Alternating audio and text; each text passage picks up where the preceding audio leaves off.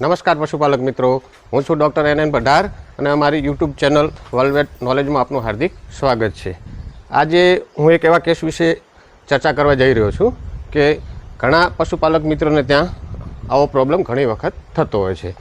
હવે આ કેસની આપણે પશુ માલિક પાસેથી હિસ્ટ્રી લેશું અને ભેંસને શું પ્રોબ્લેમ છે અને એ પ્રોબ્લેમ થવાના કારણો શું અને એ પ્રોબ્લેમ થાય તો એના ઉપાયો શું, એના વિશે આપણે થોડી ચર્ચા કરીશું.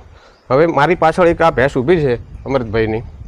હવે અમૃતભાઈને આપણે પૂછીએ કે તમારી ભેંસને શું થયું છે. અમૃતભાઈ, મારી ભેંસને 3-4 દિવસથી ચાલવામાં તકલીફ પડે. ચાલવામાં આગળના પગે બહુ પકડાઈ ગઈ છે અને ચારો બિલકુલ ઓછો કરી દીધો છે. બરાબર.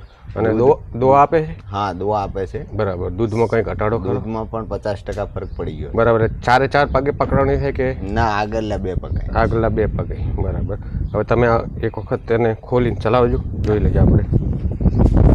હોકળો ખોલીને ચલાવો, થોડી આ બાજુ જવા દો, ત્યાંથી જ ખોલો નીચેથી, અને પાછી ચક્કર મરાઈ અને આ બાજુ બાંધી દેજો.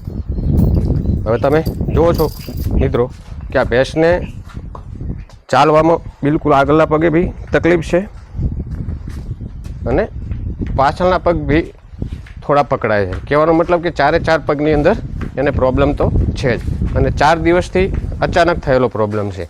આ બાજુ એને લાવી અને બાંધી દો. હવે આમાં શું હોઈ શકે? આમાં ઘણા બધા કારણો હોઈ શકે. હવે આપણે એને વ્યવસ્થિત ચેક કરીએ કે જે એના પગ છે, એની આ જે ખડી છે, આ ખડીની આજુબાજુ કે સોજો કે તમને ગરમ કે એવું કંઈ લાગે છે? એકચ્યુઅલી આપણે આ ચેક કરતા એવું કશું જાણવા મળે ને. પાછળ કંઈ દેખાતું નથી. હવે આ થવાના કારણો શું હોઈ શકે? હું તમને કહું. પહેલું કે તમે કડક જમીન, પથ્થરવાળી જમીન અને ખરબચડી જમીનની અંદર બાંધતા હો તો આ રીતે ઘણી વખત ભેંસો પકડાઈ જતી હોય છે. બીજી વસ્તુ કે એની જે ખડી છે, ચારે ચાર પગની ખડી, એની અંદર કોઈ પણ પ્રોબ્લેમ થયો હોય તો પણ ફૂટ રૂટ કે એવો કોઈ પણ પ્રોબ્લેમ થયો હોય, ક્યાંય સોજો હોય કે ક્યાંય રસી થતી હોય તો પણ પકડાઈ જતી હોય છે. ત્રીજી વસ્તુ આપણે કહીએ કે એના શરીરની અંદર કેલ્શિયમ, ફોસ્ફરસ, મેગ્નેશિયમ, ઝીંક, કોબાલ્ટ, સિલેનિયમ આવા ધાતુ તત્વો જેને આપણે મિનરલ કહીએ, એનું ઇમ્બેલેન્સ થતું હોય તો પણ આ પ્રોબ્લેમ થતો હોય છે. મિનરલના ઇમ્બેલેન્સના કારણે જે એની મસલની એક્ટિવિટી ઉપર એની અસર થતી હોય છે તો બી આ પકડાતી હોય છે.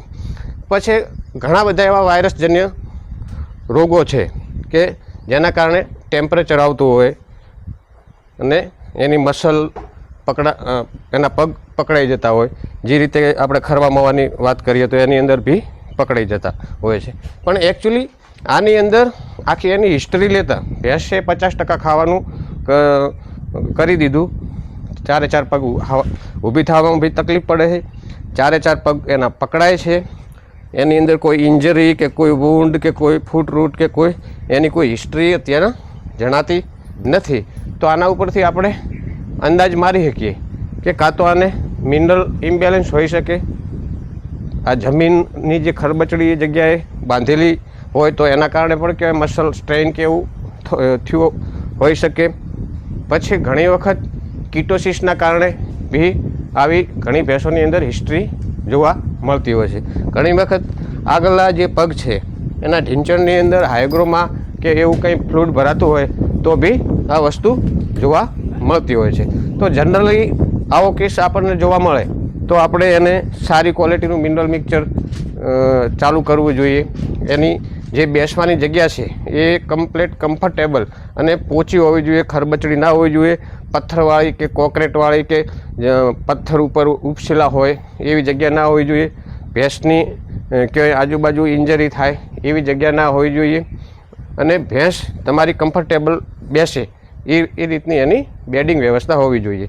હવે તમારે શું કરવું જોઈએ આ ના થાય તો? હવે આના ઉપાય માટે જનરલી ભેંસને આરામદાયક બેસવાની કે જે બાંધવાની જગ્યા હોવી જોઈએ, એને સારી ક્વોલિટીનું મિનરલ તમે એના ચાલુ કરો. એને કેલ્શિયમની ઉણપ હોય તો કેલ્શિયમ ની સિરપ કે એવું કંઈ તમે ચાલુ કરો. કીટોસિસનું એવું કંઈ હોય, ખાણદાણ ઓછું પકડતી હોય તો તમે એને એનર્જી બૂસ્ટરને એ ચાલુ કરો. અને જો વધારે પ્રોબ્લેમ જણાય તો તમે વેટરનરી ડૉક્ટર પાસે એના જે ખડી અને એનું જે આખું બોડી સ્ટ્રક્ચર, એનાટોમિકલ સ્ટ્રક્ચર કે એ બધું વ્યવસ્થિત એને ચેક કરાવો કે કોઈ બીજો કોઈ પ્રોબ્લેમ તો છે નહીં. તો આવા કેસથી ગભરાવાની જરૂર નથી. આ કેસ તમે તમારી રીતે વ્યવસ્થિત એને સાર સંભાળ રાખી મિનરલ, કેલ્શિયમ ને આવું બધું કોઈ દુખાવાની જે પેઇન કિલર બોલસ છે એ આપી અને આપણે ઘણી વખત એને સાજી કરી શકતા હોઈએ છીએ.